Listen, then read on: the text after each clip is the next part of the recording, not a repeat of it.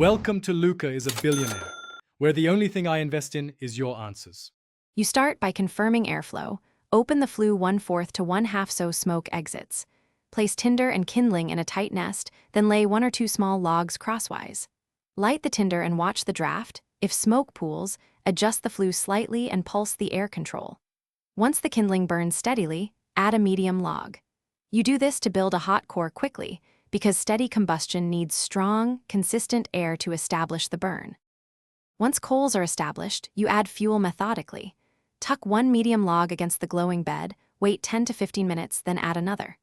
Balance primary and secondary air so flames are bright and clean. Too little air creates smoke, too much wastes heat. You should rotate or nudge logs with a poker to maintain contact with coals. This helps ignition while preserving airflow.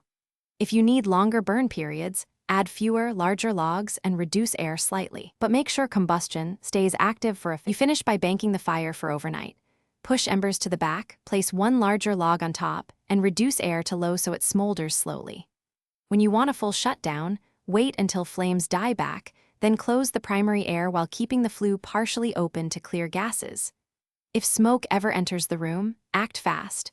Open a window, fully open the flue and door to the stove, and relight the kindling to restore draft. That restores safe airflow and keeps the chimney clear.